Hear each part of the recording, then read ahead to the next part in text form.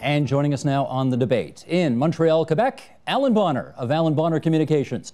And here in studio, Sylvia Beshevkin, principal at University College at the U of T, David Lockhart, an Ottawa-based speechwriter who wrote many of Paul Martin's budget speeches, and Arthur Milnes, a fellow at the Centre for the Study of Democracy at Queen's University.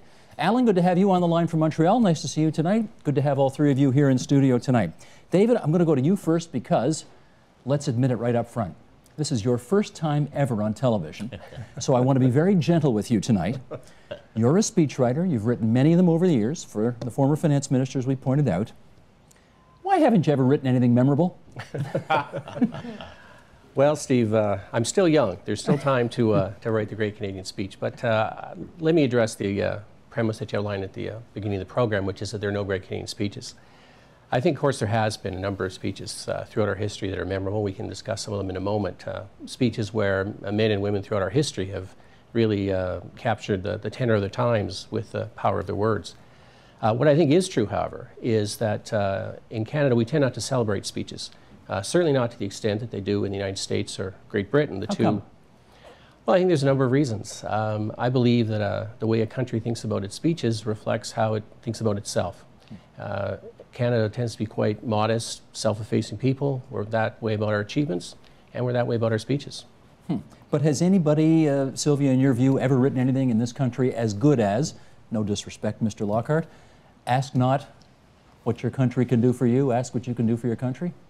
Well, I think we probably have had very, very fine Canadian political rhetoric, Steve. I just don't think that we have what in the United States and other countries that have, probably rivers of human blood where there have been such conflicts and such tremendous divisions. For example, the Lincoln speeches and Reagan in the wake of the Cold War. I mean, I think we've had a more calm political history, which probably means that we haven't had the need for huge reconciliation because we haven't had the massive differences and the loss of human life that other countries that may have a history of strong rhetoric have. So at one level, I think it's good that we haven't had to resort to political rhetoric to bring ourselves together across divisions. I think that also we've been overrun with foreign media spillover for so many years that we have a lot of research that shows we don't even know much about who our Canadian political leaders are. As children, we don't know too much about our political history either. Well, and let me be clear. I'm not saying there have never been any good political speeches written in this country or delivered in this country. Obviously there have, and we've got numerous politicians who are really good orators, most of them from Newfoundland. And there is a book here called Great Canadian Speeches by Dennis Grunding, and he's got it's chock full of stuff. But Alan, I'll go to you on this one. It is fair to say, is it not, that the best ones, the most memorable ones, the ones we tend to quote over the years, always come from stateside? Well, I think that is a fair comment, and I don't think that means we're a lesser democracy or anything. It's a matter of culture and structure, and with deference to what was just said, we were in World War I and World War II before the Americans and lost more people in that war. We've had our own rivers of blood and our honorable work around the world, and we do have a bit of a revolutionary history. I know 1837 wasn't as big a deal as the Civil War, but I think it's our structure. We're a parliamentary system. We separate the head of state and head of government. Whatever else our prime minister is doing, he or she is not the head of state, whereas in America, where they have combined the head of state and head of government, there is, by definition, in a presidential speech, a certain regal tone, and they're aiming at a lofty quality that is kind of like Her Majesty's Christmas message combined with a workaday trench warfare politician. That's why they get that oratory. The second reason is they have opportunities to do so.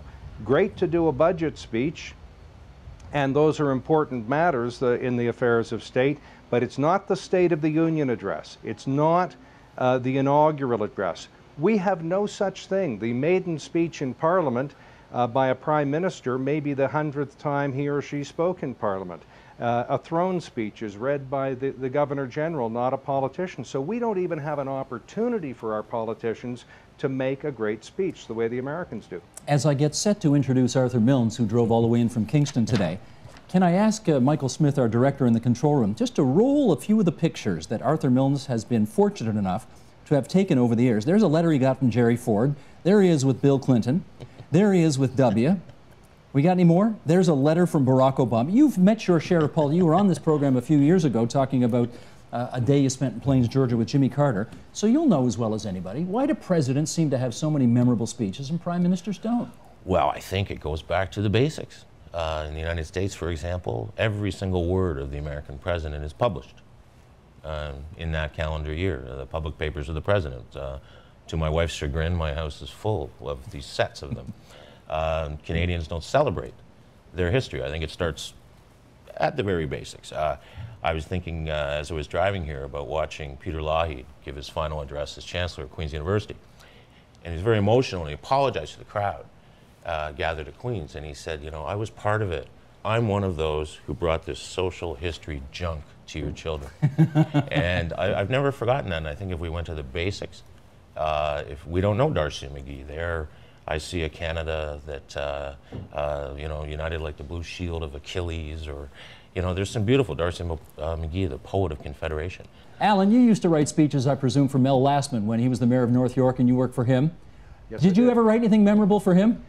All the time, every week, Steve. It's just nothing is coming to mind. I used to, by the way, use the trick of writing on a 3x5 card, because in Canada the other difference is we don't have a lot of money in our political campaigns. You can't take a teleprompter to every event, so a little 3x5 card is a good cheat sheet to have. Now, Mel Lastman has admitted publicly that he has some trouble reading, perhaps a touch of dyslexia.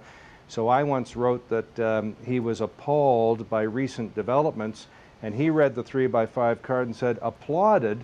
Who on earth would be in favor of this? Who's applauding this? And I had to reverse the letters. Let me say a word about Ted Sorensen, because I was in Denver and I was in a small room with him there. And by the way, Jean-Jacques Rousseau was the first one to do the ask not idea, and Sorensen's genius was to make it his own and make it memorable. Here's a line from a Kennedy speech that is 23 words long, but it sounds like several short sentences. The times are too grave, the challenge is too urgent, the stakes too high to permit the customary passions of political debate. So it was a great partnership between a great writer and a great performer. When I write a speech for someone, I deliver it orally. I want them to hear how it should sound, not read a piece of paper and edit it. The other thing that Kennedy did was he was almost like a volleyball player. There'd be 2 or 3 little light lines and then the smash over the net. Gotcha. Well, let's go through some of what I know will be your favorites tonight. And David, we'll start with you first. Pierre Trudeau, Farewell to Politics, 1984 at the Liberal Leadership Convention. Everybody remembers Trudeau's lines, just watch me, and the state has no business in the bedrooms of the nation. But of course, those were not speeches. Those came out of scrums. This was a speech. Roll tape. I realized that if our cause was right, all we had to do to win was to talk over the heads of the premiers, over the heads of the multinationals, over the heads of the superpowers, to the people of this land, to the people of Canada. Now, I've asked around. A lot of people say that was one of the best speeches Trudeau ever gave. They call it the gunslinger because he sat there at the convention and just looked like, you know, top dog at the parade. Is that one of your favorites? It is, although my favorite Trudeau speech, I think, would be his speech during the 1980 referendum, where he volunteered to put his and other Liberal members' seats on the line. It was also the speech where he talked about his middle name, you may remember, Oui, mon nom est Elliott et Trudeau aussi. And he talked about how the Elliots had a long and rich history in Quebec, and how he was no less a Quebecer because there was that English strain in his heritage, which I was a very eloquent, very powerful bit of rhetoric. So I think Trudeau was one of those people who could lift a speech off the page. I think if I could just pick up on something that Arthur and both Alan and Arthur said earlier, and that's the lack of our understanding of our history. I think that's a fundamental problem in Canada. You know, one of the things that makes a speech great, and it really elevates it to that next level, is the ability to tie it to a larger narrative than the current events. And that's difficult to do if you can't refer to past history.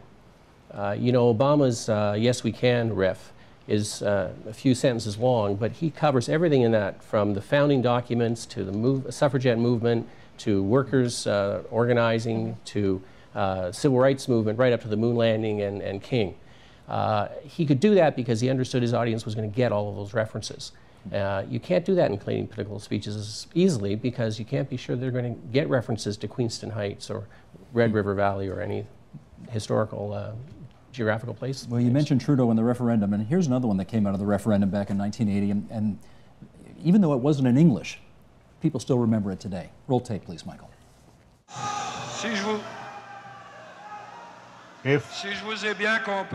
If I understand you correctly, what you are saying is, see you next time.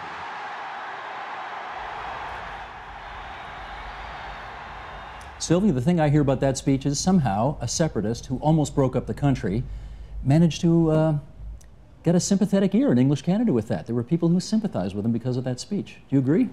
I think it's true that Levesque had a profound democratic streak, small d democratic streak, which meant he was prepared to try and move the people of Quebec forward in the direction he sought in the next round, as opposed to what we see in other systems where there's an effort to pervert the results and you know, march history forward without the support of the people. So I think Levesque's ability, as Sorensen talked about, to take the ideas in which he believed, to communicate them to his audience, and to remain true to the idea of a public education role for a politician, is one that, you know, I think people were quite patient with him, for example, as opposed to their lack of patience with Jacques Parizeau afterwards, as a very different kind of leader of the PQ. So I think the combination of the compelling And the language. The body language was also modest, too. Modest, self-effacing, yeah. contrite, very Canadian, very self-effacing, and the ability to deliver it in a way that spoke to a sense of loss, but yet a sense of hope. And that, you know, those combinations, we also had a sense that it wasn't written by a speechwriter. And that, I think, is so significant for what makes a memorable political speech. Brother Milnes, I want to spend some time with you right now. Here is, you come to us today from Queen's University, and an American president in 1938 gave a speech at Queen's University. Let's roll some tape of this speech, first of all. Here is Franklin D. Roosevelt, 1938, at Queen's. Roll tape. An American president, as many of you are aware, is precluded by our Constitution from accepting any title from a foreign prince, potentate, or power. Queen's University is not a prince or a potentate, but assuredly it is a power. You gotta love the most powerful man in the world coming to your university and saying that, eh? Well, also picture a town of like 21,000. Like, we're not just talking about any old president. The university, I think, was 5,000 students or something. And Franklin Roosevelt arrives on your campus. And the best part is, I've reminded our new principal this, that the visit wasn't confirmed until about a month before.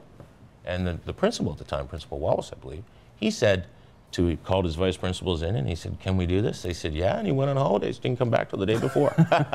Well, if you're in the news business today, you would say what we're about to play is the clip from the speech. This was big. Roll tape, please, Michael. The Dominion of Canada is part of the sisterhood of the British Empire. I give to you assurance that the people of the United States will not stand idly by if domination of Canadian soil is threatened by any other empire. That's 1 year before the outbreak of World War II. I'm sure Canadians were happy to hear that. And what have you got in your hands there? Well, this is interesting, Steve. This is, in 1993, our Prime Minister, Mr. Mulroney, became the first foreign visitor to be received at the Clinton White House. And to give you an idea of the significance of the Queen's speech, this was the official gift that President Clinton gave to our Prime Minister. That's the speech. That's it. Let's see some close-ups of that, Michael. There we go. Speech of the President, Queen's University, 1938. This is the text of the speech. We've got FDR having signed it. Let's see it. There it is, the President's signature. And we've got the President of the day, Bill Clinton, signing it as well. And there's the gift to Brian Mulroney. And I found it in Mr. Mulroney's papers. And he generously agreed to donate it to Queens. It's where it should belong. And it's home there in the Queen's Archives now. Alan, let me do a note to the control room. Michael, I want to skip top of page 6. Let's just go to the bottom of page 6 right now. And I'm going to get Alan Bonner to comment and David Lockhart as well to comment on this. Here is, well, I guess he's the best speaker around today. Roll tape, please. Well, I say to them tonight, there is not a liberal America and a conservative America. There is the United States of America. There is not a black America and a white America and Latino America and Asian America. There's the United States of America. The pundits like to slice and dice our country into red states and blue states. Red states for Republicans, blue states for Democrats. But I've got news for them too. We worship an awesome God in the blue states, and we don't like federal agents poking around in our libraries in the red states. Now let's remind everybody there, Alan, that's not in Denver where you were for the Democratic convention where he became president. That's in 2004. He's a guest speaker. A lot of people haven't even heard of this guy yet. Talk about the impact. And that was the launch of his candidacy. I mean, almost instantly people were talking about him as a candidate. But I've got to go out on a limb here and say I don't think Obama is technically as good a speaker as people are giving him credit for. Here's a quick example. When John Kennedy went to Berlin and made his famous Ich bin ein Berliner speech, which I think could also be called the Let Them Come to Berlin speech. Great speech. Ronald Reagan went there some years later, 15 or so years later, and he did his, I think, a better speech, more substantial public policy matters in it. Mr. Gorbachev, tear down this wall. When Obama went, he said, people of Berlin, people of the world, this is our moment, this is our time. Well, that's not really saying anything. He is doing what I call a little valley girl up-talking, and when he, you know, what we need now in America, he's so easy to mock, and Fred Armisen does it on Saturday Night Live, when he said, we are the change we speak, I thought I'd popped through the looking glass or something. So I'm in Ted Sorensen's camp. You've got to have some policy. Now, sorry, Steve, while I've got the floor here, you asked a question earlier that was, can a bad speaker make a great speech? No, hold off on that. Hold off on that because I got clips on that in a second, okay? I promise we'll get back to you on that one, but that's good. Barack Obama. Anybody better around today? I think he's terrific. I guess I disagree a bit with Alan on this one. You know, Rex Murphy has written that Barack Obama could read a series of fortune cookies and people would go away believing they'd heard the Gettysburg Address. He has a tremendous feel for language. Actually, I'm reading a book now about his campaign, and they talk about how in the early days of the campaign and the primaries, he would come out flat. He was not a practice player, as they say. He didn't do well in rehearsals. But boy, when the lights went on, and you can see this today, he generally hits it. And the way you really get the full value of that is to follow along with a text while he's delivering it, and watch where he pauses, and watch how he elongates certain vowels, and watch how he the cadence changes, and watch how he uses his voice. It's a very instructive. Well, to pick up on what Harry Reid said the other day, and we're getting into some dangerous territory here, the reality is when he speaks in front of all black audiences at churches, for example, he does drop the G off the end of the words, and he changes it up a bit. He's a bit of a chameleon, and that's both a gift and a curse. He can definitely speak street slang if he needs to, and when he delivers his Nobel Prize, it's no G's are dropped.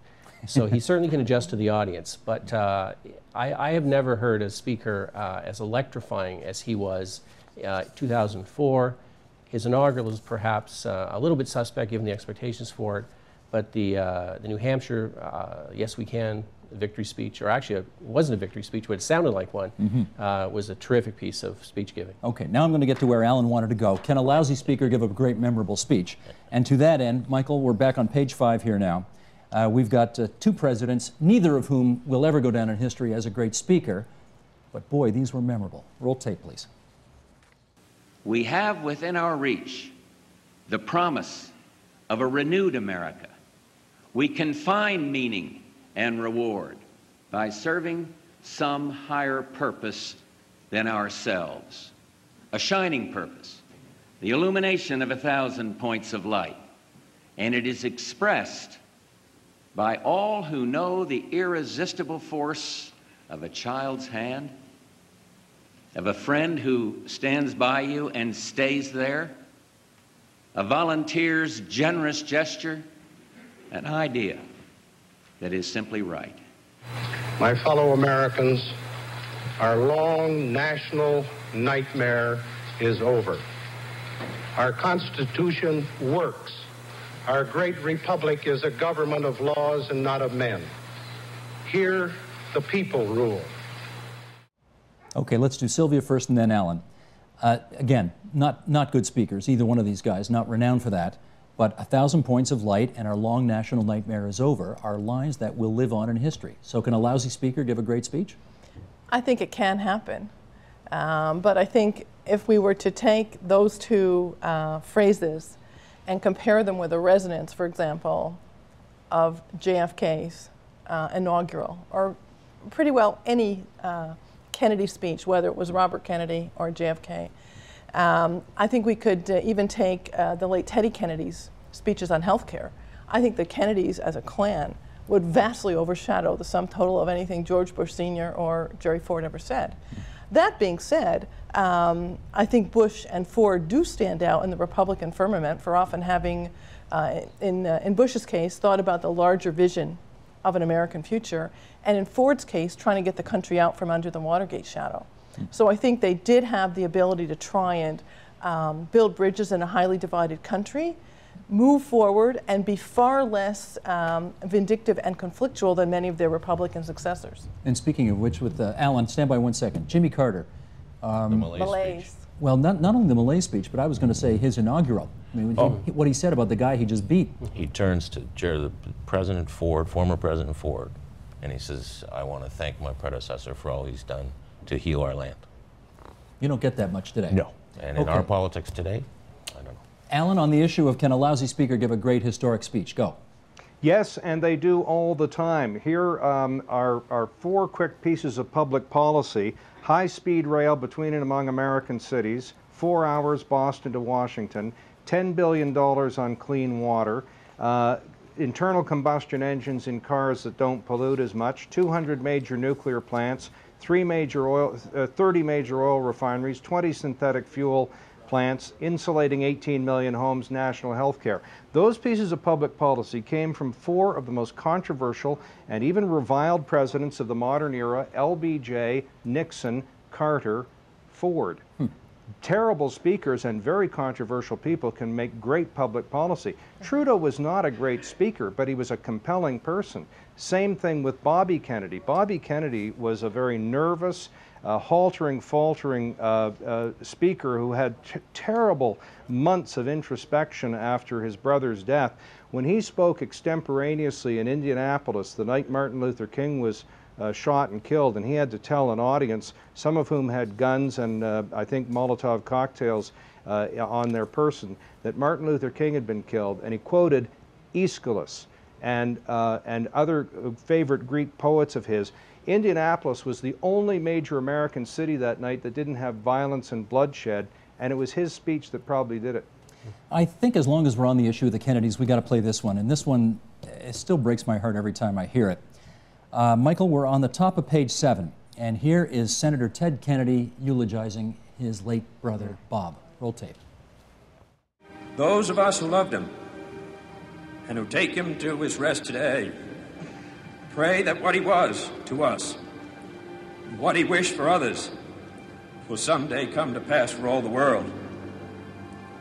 As he said many times in many parts of this nation, to those he touched and who sought to touch him, some men see things as they are and say, why? I dream things that never were and say, why not?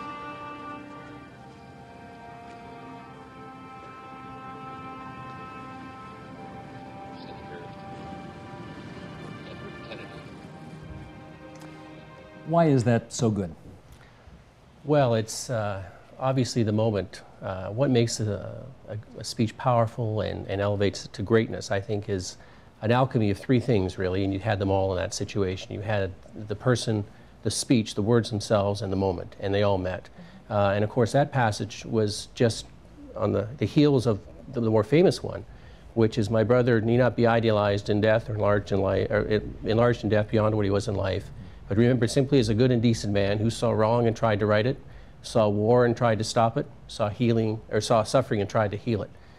And then he went into that beautiful peroration at the end. I love guys who can do that, incidentally, you know, off the top of your head. Very good. I like that. Well, so it's very powerful. I think it was a perfect example of the three elements of a good political speech. Sylvia. I think it's the occasion, as David suggests. I also think that there's the ability to have the cadences and that comfort level. We haven't spoken about women's speeches this evening. I'm going to get to it. I've got a Hillary lined up for you. Oh, good. All right. Okay. Because I think one of the memorable events in the past year or so was actually Ted Kennedy's funeral, and the extent to which we had powerful rhetoric from President Obama at that event, and we also had the operatic soloist during the same event. So it's a combination very much of the occasion, the ideas, and the memories of the individual, I think, that make American funerals. And as was said earlier, it's that combination of government and state merging that we don't have in parliamentary systems. Arthur, what about that one? Well, I wanted to talk about a Canadian eulogy, which is Joe Clark, Mr. Trudeau's in the House of Commons, where his opponent, Mr. Clark, for all those years, stood up, outlined where they differed in their political views of the country, and then at one point Mr. Clark said, like MacDonald of Kingston, Pierre Trudeau would have built the railway. Now that's quite a tribute to your fallen foe. And one other I wanted to mention quickly is Brian Mulroney, for the first time in history, a foreign leader invited to speak at a presidential funeral. And then what I love as a history lover, this is Reagan's. This is Brian Mulroney speaking at Reagan's funeral, quoting Darcy McGee in front of the world. All a bunch of good Irishmen together. Exactly. I just thought that was an incredible gesture. Yeah. Okay, to the principal's goals as enunciated a moment ago. This was pretty gutsy. Here's Hillary Clinton in China as First Lady. Roll tape. But the voices of this conference and of the women at YRO must be heard loudly and clearly. It is a violation of human rights when babies are denied food or drowned or suffocated or their spines broken simply because they are born girls. And she would go on to give a series of other measures that people in China were doing and took them to task right on their home turf. Why do you like that speech so much? Well, first of all, I think it took the sort of fusty role of First Lady into an entirely different world, which I think continues through today in the United States. I think in part because it was really the coming of age of non-governmental organizations in part. She refers to the fact that the Chinese government did not allow NGOs to actually be in Beijing during that period, so she refers to the location where they are outside the city, and she purposely goes and meets them as First Lady.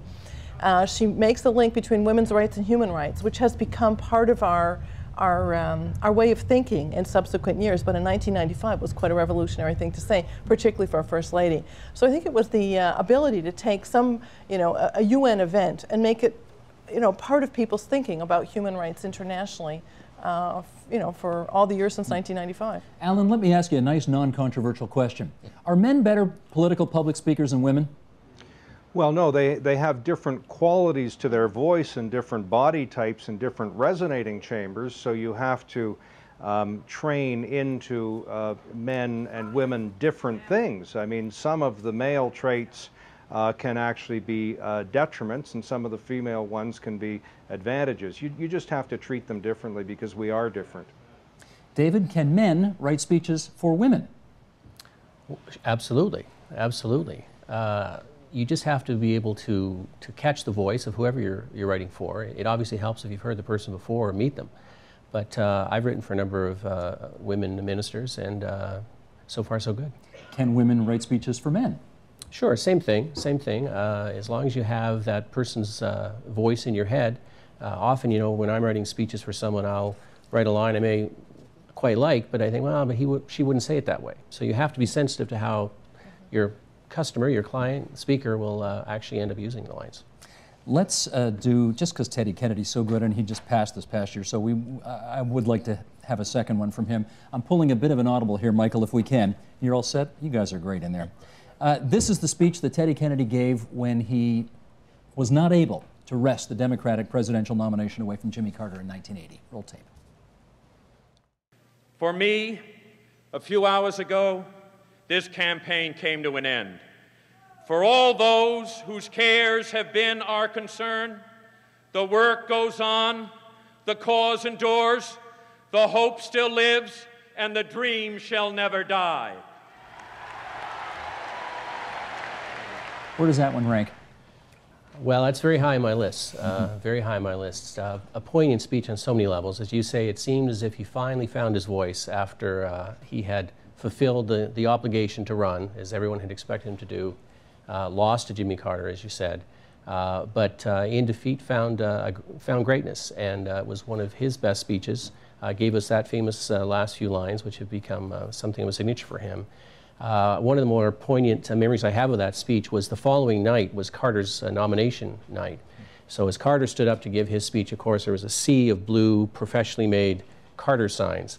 And the television cameras zoomed in on a black woman who held up a hand-lettered sign that simply said, "The dream shall never die." So very powerful. Alan, what'd you think? Well, I think that there's another point to be made there. I think it's telling that was in defeat. And in retirement, both Mulroney and Trudeau probably made among their best speeches. We've already dealt with Trudeau's. Mulroney's was in, I think, the Langevin block the day he decided to retire. You know the expression from boxing, you can't take your punch with you up one weight class. When you go from, I guess Paul Martin is the quintessential Canadian example, when you go from being a cabinet minister to the prime minister or the premier, you may not necessarily, like Ed Stelmach, have the same kind of oomph. But you also do take a certain gravitas of office with you. And I've seen this weigh on some of my clients. I had a client who we were reviewing the videotape, and this person got introduced, shook hands in a perfunctory fashion with the chairman of the Board of Trade who'd introduced the client, and my client walked off, virtually ignoring this person. I said, don't forget, you're a cabinet minister. You're an important person. You're in the news every day. A look from you, a handshake from you, a letter from you is very important. And I think when that burden of office goes, sometimes they're liberated. That's my thought about Ted Kennedy. Arthur, the Mulroney resignation speech, the retirement speech, was that his best? I would disagree. You don't think so? No, I think one and of I asked you, we should say, you helped him write his memoirs, so yep. you know the guy very well. I did all the research, I read all his speeches too. I would point to my personal favorite is the Manitoba speech in '83. Wasn't even prime minister yet. No, he was leader of the opposition. Just incredible, and him and Mr. Trudeau and Mr. Broadbent, they all come together. It's just a very powerful moment in our history. But another one that's not spoken about very often is post-prime ministership, is his speech in 2003 to the PC leadership that elected Peter MacKay, actually. He hadn't been to a convention in a decade. And what a performance. I remember that I'm speechless. Yeah. I'm speechless. Okay, we've got about 3.5, 4 minutes left here, and I'm not sure that in our lifetimes there's ever been a speech better than the one I'm going to play a clip from right now. Roll tape. I have a dream that one day, even the state of Mississippi, a state sweltering with the heat of injustice, sweltering with the heat of oppression, will be transformed into an oasis of freedom and justice. I have a dream that my 4 little children will one day live in a nation where they will not be judged by the color of their skin, but by the content of their character. I have a dream today. Oof, still get chills. Sylvia, why is that so good? Well, it's a transcendent moment, I think, Steve, and it goes back to the idea that politics can be about leaders with a moral compass. And I think if we as citizens believe that that moral compass has been AWOL for some time in our political leaders, then it's very hard for us to invest the type of hope and optimism in leaders that we could invest in Martin Luther King in 1963. I think that's one of the limitations now facing political leaders. Alan, what do you like about that one? Well, there's also a structural reason. I believe the words "I have a dream" don't come into that speech until about 8 minutes out of an 11-minute speech. He then says those words 11 times in the next 2 minutes. He also says "let freedom ring" 11 times. That could be called the "let freedom ring" speech. He is harnessing American religious and secular touchstones, including the Baptist call response. There is a lot of complexity and culture in that speech that we in a new century and in a different country can't fully understand, but that's a very complex piece of work. Tell me quickly, what are the words that would never get past a focus group today that were in that speech? Oh, come on, the words of words dripping with the lips dripping with the words of nullification and interposition. You'd never get through that through a focus group, and you couldn't get Aeschylus that Bobby Kennedy put through No one kidding. either. Okay, Arthur, I have a dream. Another part of that I love is people like other spokespersons of their generation. Bob Dylan is there in the crowd. He's just performed. It's the moment as well. Moment, he matches it. Okay, Mr. Lockhart. What's most amazing about that speech is the whole "I have a dream" riff is extemporaneous. He had used that in previous speech. It hadn't gone over so well. And we know from his later comments that he had felt he had not quite risen to the occasion, if you can believe it, up to that point in the speech, which is a masterpiece from start to finish. But you can see him leaving the text, and he does this riff on "I have a dream," which is why you get that very awkward phrasing with the governor with his lips dripping with the words of a nullification and interposition. That's not how he would have written it if he'd had a chance to write it. But that anybody could riff that and come up with "My four small children will be judged not by the color of their skin, but by the content of their character." You hear the alliteration and the hard C's. It's just a masterpiece of language and literacy. You ever written anything that good? Not quite. But hope springs eternal, and you're young. Exactly, I'm young. So it's still possible. It is. Yeah. Okay. You know what? This was great fun tonight, everybody. Thank you so much for coming in to do this. To our friend out of town, Alan Bonner from Alan Bonner Communications Management, Inc. Alan, always good to have you on the program. Appreciate you coming in tonight. Fun, Steve. And here in studio, David Lockhart from Lockhart Communications, writer of so many of Paul Martin's really good budget addresses. Although nothing as good as Ask Not. But not bad, David. And on the other side of the table, Arthur Milnes from the Center for the Study of Democracy at Queen's University in Kingston, Ontario, and Sylvia Beshevkin, political scientist and principal at University College, U of T. Thanks so much, everybody. Thank you. Thank you.